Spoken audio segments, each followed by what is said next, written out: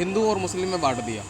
हम जहाँ एक थाली में खाना खाया करते थे, हिंदू मुस्लिम मेरे दोस्त रहे, मैं मुस्लिम हूँ, मेरे दोस्त रहे हिंदू, कई सारे दोस्त रहे, एक ही थाली में खाना खाया करते थे, एक दूसरे से छीन कर खाना खाते थे, और वो मोहब्बत आज ख़त्म हो चुकी है। अभी थोड़ा बहुत जो भी आप देख रहे हैं विकास, ये भाजपा से पहले का विकास है। भाजपा के आते ही यहाँ पे ऐसा हो गया जैसे ये तो क्षेत्र इंसानों का है ही नहीं, यहाँ तो भेड़ बकरी रहते हैं। है कि शिक्षा, चिकित्सा और रोजगार, इन पे ही चुनाव होना चाहिए।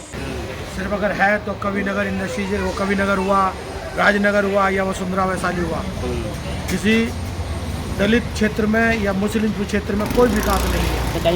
हम भाजपा को, ऐसा नहीं है कि मुस्लिम समाज भाजपा को सपोर्ट नहीं करता, मुस्लिम समाज ही भाजपा को सपोर्ट करता है। गाजियाबाद में 26 अप्रैल को दूसरे चरण के मतदान होने ने इस वक्त हम गाजियाबाद के हिंदन विहार के अंदर मौजूद है। इनसे बातचीत करेंगे और जानेंगे किन मुद्दों को लेकर ये इस बार वोट करने वाले हैं। क्या नाम है आपका? जी, मेरा नाम अखलाक सैफी है। अच्छा, गाजियाबाद में 26 अप्रैल को मतदान होने हैं, जी, किन मुद्दों को लेकर इस बार वोट करेंगे आप? देखिए, मुद्दा तो जनता जानती है कि शिक्षा, चिकित्सा और रोजगार, इन पे ही चुनाव होना चाहिए। और हमारा भी यही मानना है कि अगर ये है तो देश हमारा बढ़ेगा, नहीं तो भूखमरी के कगार पर आ जाएगा। और दूसरा, जातिवाद पर कभी चुनाव ना हो और ना हम होने दें। क्या लगता है आपको इस 10 साल के अंदर क्या क्या काम हुए? देखिए, 10 साल के अंदर काम तो खैर वो तो मौजूदा सरकार जानती है, जो रही है उसने क्या काम किए हैं, क्या नहीं किए हैं, लेकिन हमें हिंदू और मुस्लिम में बांट दिया। हम जहाँ एक थाली में खाना खाया करते थे, हिंदू मुस्लिम मेरे दोस्त रहे, मैं मुस्लिम हूँ, मेरे दोस्त रहे हिंदू, कई सारे दोस्त रहे, एक ही थाली में खाना खाया करते थे, एक दूसरे से छीन कर खाना खाते थे, और वो मोहब्बत आज ख़त्म हो चुकी है। पता नहीं क्या वजह रही कि हिंदू को हिंदू बता दिया, मुस्लिम को मुस्लिम बता दिया। एक हिंदुस्तान हमारा देश है, देश एक परिवार है हमारा, और यहाँ एक परिवार में सब रहने वाले भाई और बहन हैं सब। आखिर हमें इस दुविधा में क्यों फंसा दिया? हम ये चाहते हैं कि अब जो चुनाव हो, जातिवाद को हटाकर चुनाव हो, शिक्षा, चिकित्सा, रोजगार और इन मुद्दों पर चुनाव हो, जो देश हमारा आगे बढ़े। अच्छा, हिंदन विहार की बात करें, हिंदन विहार के अंदर क्या क्या विकास यहाँ हुए हैं? देखिए, हिंडन विहार में विकास तो कुछ नहीं हुआ। अभी 5 साल पहले भाजपा के ही पार्षद थे, और अब भी मौजूदा पार्षद भाजपा से ही हैं। ना तो हमें उनसे उम्मीद थी उन्होंने कुछ काम कराया है, और ना ही अभी तक इन्होंने काम कराया। 1 साल हो चुके हैं, और यहाँ छोटी छोटी सुविधाएं हैं, समस्याएं हैं, जिनको सुधारने के लिए हम पार्षद जी से भी कहा, हमने मेयर साहब से भी कहा, हमने नगर आयुक्त साहब से भी कहा। जैसे सफाई में नालियाँ हैं, नाली खड़ंजे हैं, झाड़ू लगने होती है, कुछ नहीं हो पाता। और सबसे अहम जो हमारे यहाँ मुद्दा है हिंडन विहार का, एक गार्बेज फैक्ट्री नगर निगम ने यहाँ बना कर रख दी है।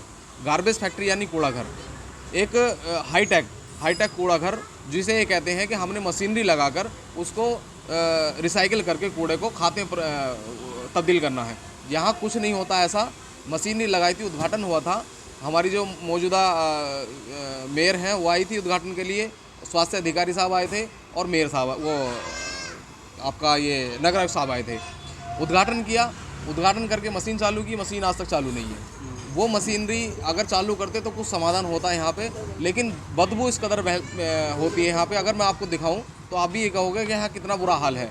यहाँ उस कूड़े का जो अंबार लगा हुआ है, करीब 12-12, 15-15 फुट हाइट तक है, जो कि उन्होंने 4 दीवारी के अंदर कर रखा है। बाहर से कुछ नहीं दिखता, लेकिन हम अपनी छतों से देखते हैं तो सब साफ दिखाई देता है। अच्छा, मेरे हिसाब से कहते हैं, क्या कहते हैं? सब आश्वासन देते हैं कि भाई इसको देखेंगे, करेंगे, लेकिन हटाने के लिए कोई तैयार नहीं है।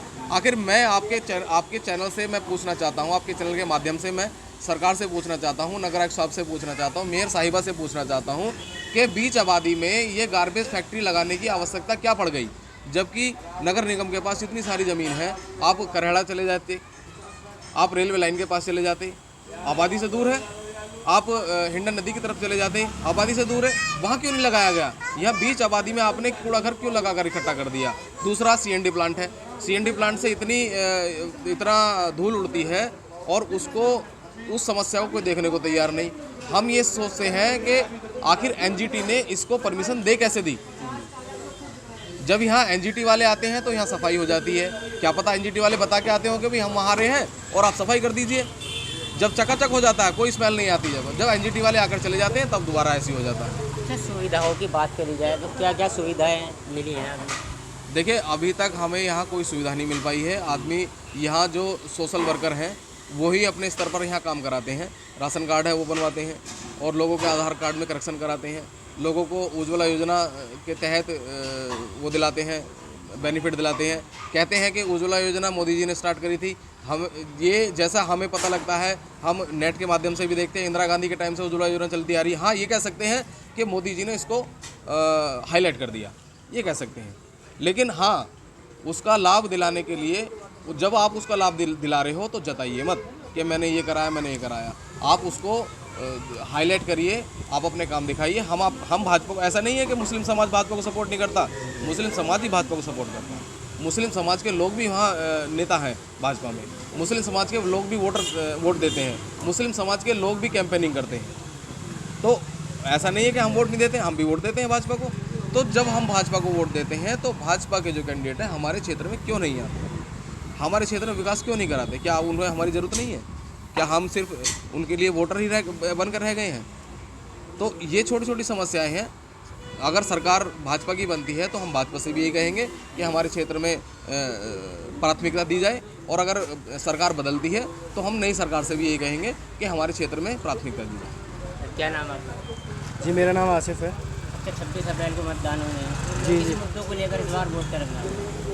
सर, हम तो जो अपने आसपास देख रहे हैं उन्हीं चीज़ों को लेके हम वोट करेंगे। हमारे यहाँ, जैसा अखलाक भाई ने बताया, कूड़े की इतनी बड़ी समस्या है। खाली कूड़े घर की बात नहीं है, ये आप इस रोड पे यहाँ से लेके वहाँ तक चले जाइए, आपको 3-4 जगह बहुत बड़ा ढेर मिलेगा कूड़े का, जगह जगह। उसका कोई समाधान नहीं है। हमारे यहाँ पूरा हिंडन विहार समरसेबल का पानी यूज़ करने के लिए मजबूर है। पानी ख़राब है यहाँ का, लेकिन मजबूर है, और पानी ज़्यादा भी वेस्ट होता है। यहाँ पे लाइन डाली थी पानी की, लेकिन उसको चालू नहीं किया गया। क्यों? सीवर डाले थे, बस डाल दिए खोद के, लेकिन चालू नहीं करे गए। जब आप काम कर रहे हो तो उसको पूरा कर दीजिए। क्या मतलब आपने आधे अधूरे काम करके छोड़ रखे हैं? यहाँ पे जो आप सड़कें देख रहे हैं, जो रोड, जो भी थोड़ा बहुत जो भी आप देख रहे हैं विकास, ये भाजपा से पहले का विकास है। भाजपा के आते ही यहाँ पे ऐसा हो गया जैसे ये तो क्षेत्र इंसानों का है ही नहीं। यहाँ तो भेड़ बकरी रहते हैं। यहाँ जहाँ के देखने के अच्छा, पूरे गाजियाबाद की अगर बात करें, पूरे गाजियाबाद के अंदर सबसे ज़्यादा विकास कहाँ है? जी, पूरे गाजियाबाद के अंदर जो विकास मुझे ज़्यादातर दिखता है वो आपका ये क्षेत्र है जहाँ पे रैपिड मेट्रो आई है। ठीक है जी। अब इस एरिया के अलावा तो मुझे ऐसा कुछ खास बदलाव दिखता नहीं गाजियाबाद में।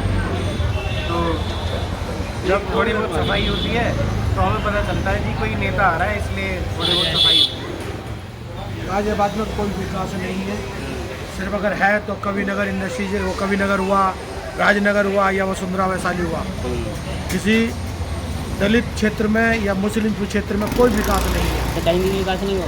कहीं विकास नहीं है। पूरे गाजियाबाद में आप सर्वे कीजिए, दलित क्षेत्र है या मुस्लिम क्षेत्र है, जो भी एक पिछड़ा वर्ग है, वहाँ कोई विकास नहीं है। सरकार तो कहती सबका साथ सबका विकास, सब ये नाम के लिए है, सिर्फ एक नारा है, कोई काम नहीं है।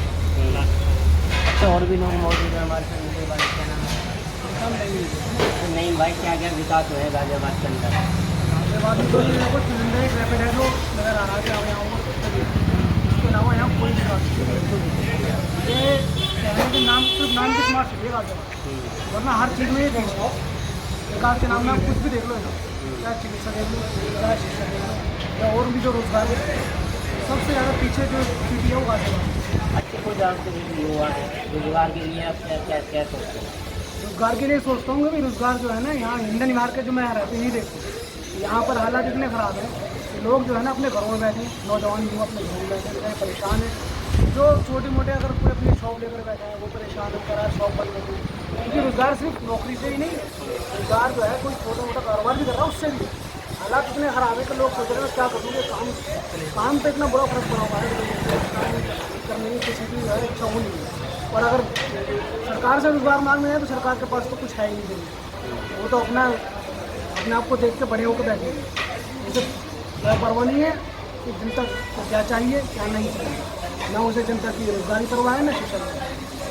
शिक्षा के एतबार से हमारे यहाँ एक स्कूल, यहाँ प्राइमरी स्कूल है, उसकी हालत बिल्कुल खस्ता है। वहाँ बच्चे जाते हैं ना, उनके पास बच्चे बिल्कुल खस्ता आ रहा है।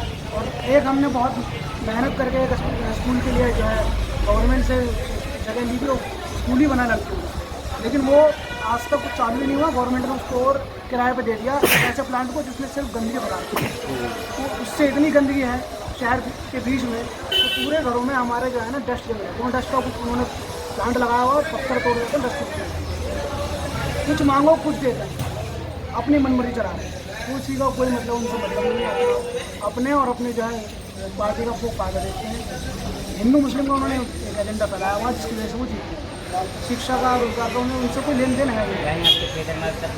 हमारे क्या क्षेत्र में क्या, हमारे आसपास के क्षेत्रों में कोई विकास नहीं है, सिर्फ हमारे ही नहीं आसपास के क्षेत्रों में कोई विकास नहीं। जहाँ पर कोई नेता रहता है वो अपनी गली को साफ कर ले, लाइटें लगा ले, अच्छे सड़क बना ले, तो वो अलग बात है। अगर आप कहीं जाएंगे जो कोई नए नेता की गली में किसी भी गली है तो वो गली आपको साफ मिलेगी, क्योंकि वहाँ बाकी हमारे यहाँ पर कोई भी ये हैं हमारे साथ हिंदन बिहार के लोग। उन लोगों का कहना है कि जो हमारा क्षेत्र है हिंदन बिहार, इसके अंदर अभी तक कोई भी विकास नहीं हो पाया है। गाजियाबाद से पब्लिक रिपोर्टर के लिए मैं बात कर रहा हूँ।